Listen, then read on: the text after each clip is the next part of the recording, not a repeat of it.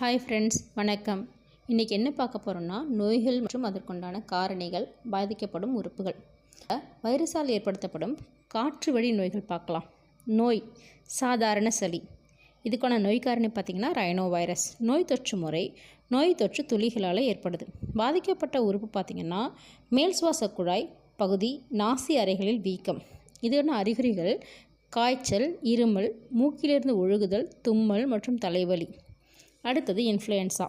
மிக்ஸோ வைரஸால் ஏற்படுது. நோய் தொற்று துளிகள் மூலமாக நோய் தொற்று பரவுது. பாதிக்கப்பட்ட உறுப்பு பார்த்திங்கன்னா சுவாசக்குழாய், தொண்டை மற்றும் நாசி பகுதியில் வீக்கம், காய்ச்சல், உடல் வலி, இருமல், தொண்டை வலி, நாசியிலிருந்து வெளியேற்றம், மூச்சு திணறல். இதெல்லாம் இதோட அறிகுறிகள். அடுத்த நோய் தட்டம்மை. இதோட நோய் காரணி பார்த்திங்கன்னா ருபெல்லா வைரஸால் பரவுது. நோய் தொற்று முறை நோய் தொற்று துளிகள், நோய் தொற்று கருவிகள் மற்றும் நோய் தொற்று ஏற்பட்டவருடனான நேரடி தொடர்பு. பாதிக்கப்பட்ட உறுப்பு பார்த்திங்கன்னா சுவாசக்குழாய் தான் பாதிக்கப்படுது. இதோட அறிகுறிகள் சிவப்பு புள்ளி போன்ற வீக்கமுடைய தோற்றம் அல்லது தோலில் தடிப்புகள் தோன்றல், இருமல், தும்மல், கண் சிவப்படைதல். அடுத்தது பொண்ணுக்கு வீங்கி. இதை மம்ஸ்ன்னு இங்கிலீஷில் சொல்லுவாங்க. இதுவும் மிக்ஸோ வைரஸ் பரோடிடிஸ் அதால் தோன்றுது. இதே மாதிரி இன்ஃப்ளூயன்ஸா மிக்ஸோ வைரஸ், பொண்ணுக்கு வீங்கி பார்த்திங்கன்னா மிக்ஸோ வைரஸ் பரோடிடிஸ். இதோட நோய் தொற்று முறை நோய் தொற்று துளிகள், நோய் தொற்று கருக்கள், நோய் தொற்று ஏற்பட்டவருடன் நேரடி தொடர்பு. பாதிக்கப்பட்ட உறுப்பு பார்த்திங்கன்னா மேல் சுவாச குழாய். அடுத்தது அறிகுறிகள் பார்த்திங்கன்னா கண்ண உமிழ்நீர் சுரப்பி பெரியதாகுதல், தாடையை அசைத்தலில் சிரமம். இதெல்லாம் இதோட அறிகுறிகள். இது நல்லா இந்த நோய் டாப்பிக்கை நல்லா பார்த்துக்கோங்க ஃப்ரெண்ட்ஸ். ஏன்னா இதுலேருந்து கண்டிப்பாக ஒரு கொஷின்ஸ் இருக்கும். இந்த டாபிக் இல்லாத கொஷினே பெரிய இருக்காது.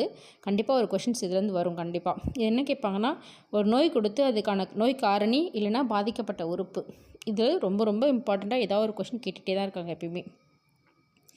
அடுத்தது பார்த்திங்கன்னா வைரஸால் ஏற்படுத்தப்படுற நீர்வழி நோய்கள் பார்க்கலாம்.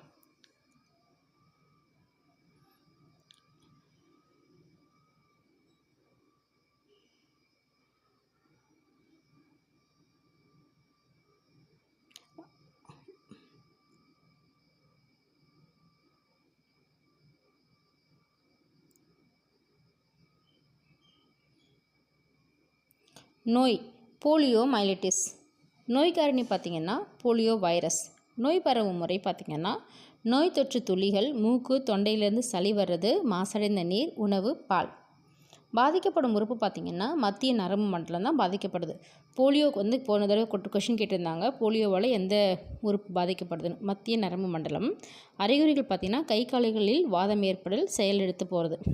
இதோட தவிர்க்கும் முறைகள் பார்த்திங்கன்னா சால்க் அப்படின்ற தடுப்பு மருந்து அல்லது வாய் வழி போலியோ தடுப்பு மருந்து.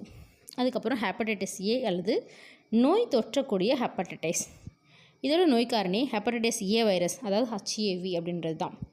அடுத்தது இதோட நோய் பரவும் முறை மாசடைந்த நீர், உணவு மற்றும் வாய் வழி பாதிப்பு. பாதிக்கப்படும் உறுப்பு பார்த்திங்கன்னா கல்லீரலில் வீக்கம் ஏற்படுது. இதோட அறிகுறிகள் குமட்டல், பசியின்மை, அதீத காய்ச்சல் மற்றும் மஞ்சள் காமாலை. மஞ்சள் காமாலை எந்த நோயால் ஏற்படுதுன்னு பார்த்திங்கன்னா ஹெப்படைட்டிஸ் ஏ வைரஸால் தான் ஏற்படுது. இதோட அறிகுறி தான் மஞ்சள் காமாலை. தவிர்த்தல் பார்த்திங்கன்னா உணவு கெடுதலை தடுத்தல், உணவினை சரியாக கையாளுதல், குளோரினேற்றப்பட்டு கொதிக்க வைக்கப்பட்ட நீரை பருகுதல் தனி மனித சுகாதாரம் தான். அடுத்தது அதீத வயிற்றுப்போக்கு. இது எதால் ஏற்படுதுன்னு பார்த்திங்கன்னா ரோட்டா வைரஸ். மாசடைந்த நீர், உணவு மற்றும் வாய் வழி பாதிப்பு. இது பாதிக்கப்படும் உறுப்பு குடல். இதோட அறிகுறிகள் நீர்ம நிலையில் சளி போன்ற மலம் கழிதல், வாந்தி, காய்ச்சல்.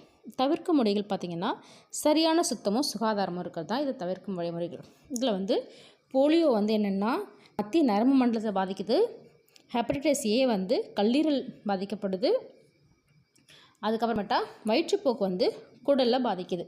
இந்த மாதிரி அதுக்கான நோய் காரணியும் பார்த்துக்கோங்க. எந்த வைரஸ்க்கு எதிர்னால் எந்த நோயை உருவாக்குது அப்படின்றத பார்த்துக்குங்க. அடுத்தது பாக்டீரியாவில் ஏற்படுத்தப்படும் நீர்வழி நோய்கள். காலரா. அதீத வயிற்றுப்போக்கு நோய் தான் காலரான்னு சொல்கிறோம். நோய் காரணி பார்த்திங்கன்னா விப்ரியே காலரி. இதுதான் இதோட நோய் காரணி. நோய் பரவும் முறை பார்த்திங்கன்னா சுகாதாரமற்ற உணவு மற்றும் நீர், வாய் வழியாக உட்செல்லல், வீட்டு ஈக்கினால் பரவுது. பாதிக்கப்பட போகிற உறுப்பு குடல் பகுதி தான். அறிகுறின்னு நீர்மமான கழிவு வெளியேற்றம், வாந்தி, தசைப்பிடிப்பு, தலை சுற்றுறது, நீர் சுத்து வெளியேற்றம். இதெல்லாம் இதோட அறிகுறிகள். தவிர்க்கும் முறைகள் பார்த்திங்கன்னா சுகாதார துப்புரவு, வாய்வழி நீர் சித்தினை தரும், அதாவது ORS நீர்மத்தை உட்கொள்வது.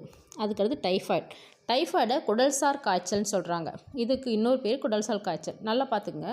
டைஃபாய்டுன்னு கொஷின் கேட்காங்க, குடல்சார் காய்ச்சல்னு கேட்டாங்கன்னா நமக்கு தெரியாது. அதனால் டைஃபாய்டுனா குடல்சார் காய்ச்சல்னு நம்ம நல்லா ஞாபகம் வச்சுக்கணும். இதோட நோய் காரணி சால்மோனெல்லா டைஃபி. நோய் பரவும் முறை பார்த்திங்கன்னா பாதிக்கப்பட்டவரோட கழிவு கலந்த நீர் மற்றும் உணவு வீட்டீக்கள் மூலமாக பரவுது. பாதிக்கப்படும் உறுப்பு சிறுகுடல். அறிகுறிகள் பார்த்திங்கன்னா அதிக காய்ச்சல், பலவீனம், அடி வயிற்றில் வலி, தலைவலி, பசியின்மை, நெஞ்சு பகுதி மற்றும் மேல் வயிற்று பகுதியில் அரிப்பு, இதெல்லாம் இதோட அறிகுறிகள். அடுத்தது தவிர்க்கும் முறைகள். பூச்சிகள் மற்றும் தூசுகள் மூலமாக உணவானது கெட்டு போவதை தவிர்க்கிறது. பாலினை பதப்படுத்துறது. பொதுவாக சுகாதாரத்தை அதிகரித்தல். எதிர் உயிர் மருந்துகளை கொண்டு மருத்துவம் பார்த்து, இதெல்லாம் இதோட தவிர்க்கும் முறைகள். இதெல்லாம் நோய்கள் நல்லா பார்த்துக்கோங்க. ஒரு கொஷின் கண்டிப்பாக கேட்பாங்க ஃப்ரெண்ட்ஸ். நல்லா அதோட நோய் பேர், காரணி, அதுக்கப்புறமேட்டா பாதிக்கப்படும் உறுப்புகள் நல்லா பார்த்துக்கிட்டிங்கன்னா கண்டிப்பாக ஒரு கொஷின் கன்ஃபார்மாக வந்துடும். Thank you friends.